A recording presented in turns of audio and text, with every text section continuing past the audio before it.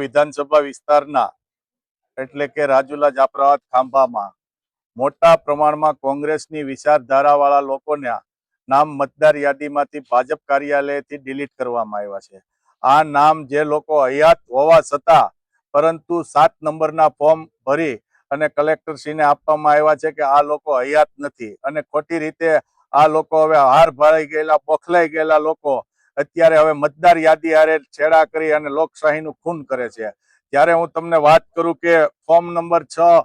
જે છે 7, 4 એ બધા ફોર્મ BLOમાં ભરાય છે અને 7 નંબરના ફોર્મ માત્ર ને માત્ર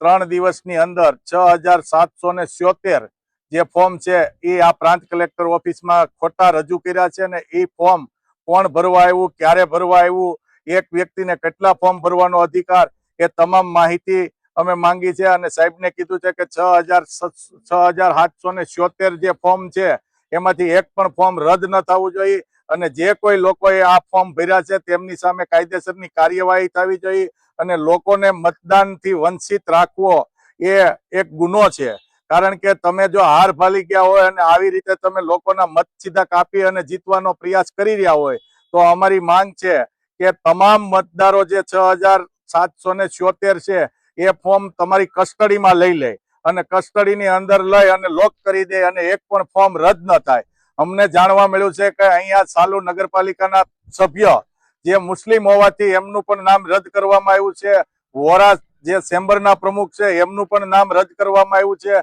અમારા વિઠ્ઠલભાઈ અહીંયા જીવિત વ્યક્તિ છે જાફરાબાદના, એમનું પણ નામ રદ કરવામાં આવ્યું છે અને વધુમાં વધુ તમામ સમાજોને આવરી અને આ લોકોએ જે મતદાર યાદીમાંથી નામ રદ કરે છે એમની સામે આજે અમે આવેદનપત્ર આપી અને રજૂઆત કરેલી।